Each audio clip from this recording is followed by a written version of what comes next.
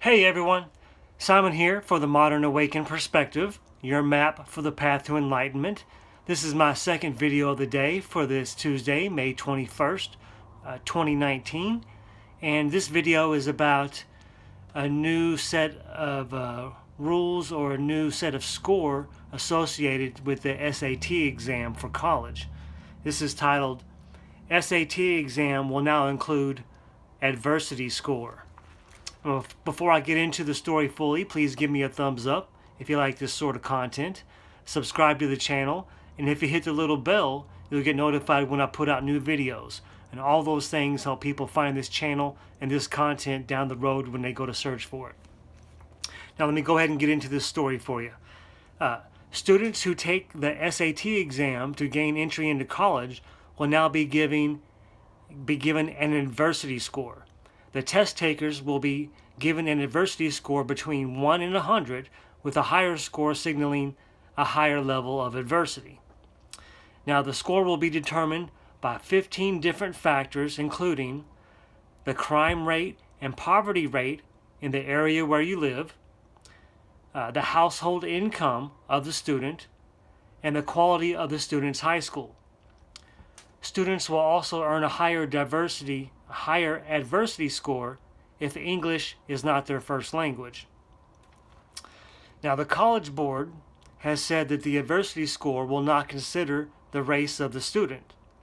However, many critics of the system have pointed out that the score seems to use many factors that are heavily correlated with race. This fall, 150 colleges plan to use the adversity score in their admission process. And this new policy has received major backlash from Americans who believe that college admissions should be solely based on academic performance. I have to say that I agree with that. Now, in my opinion, this is just another tactic that they're implementing in the dumbing down of America. People should want their doctors, lawyers, and engineers to be individuals with high skills and of high merit, not people simply admitted for diversity reasons. Don't you want the best doctor you can get to treat you? Don't you want the best lawyer you can get to represent you? Don't you want the best engineer you can get to build our cities and our buildings? I definitely do. Now, in this system, the people who work hard to raise their kids in a better environment will be punished for that. But the ultra-rich, the elite that send their kids to Ivy League schools will probably not be affected. As we have seen with the Lori Loughlin / Felicity Huffman scandal, these people can simply just buy their way in. But in the long run, I really feel colleges these days seem to be just part of the problem, not part of the solution. They just seem to be like socialist indoctrination camps, just institutions not of higher learning but of brainwashing, it seems.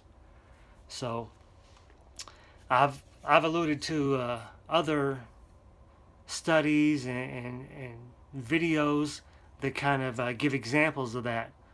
One of my favorite is where a guy came to the campus to interview some students, and they all seem to be in favor of socialist ideologies, in the beginning, until he asked them certain questions about, well, would you be willing to share your grade point average with someone that didn't have as high a grade point average?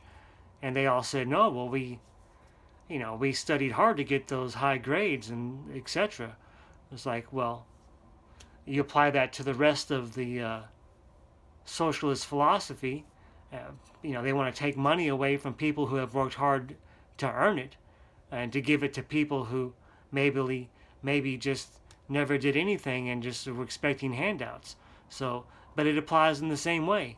You should, in my opinion, get what you're worth. The more you bring to the table, the more money you deserve. So I'd love to hear what you guys think about this. As usual, the comment section is open, so feel free to comment whether you agree or disagree with anything I've said. But that's the story from my perspective. I'll see you guys on the next video.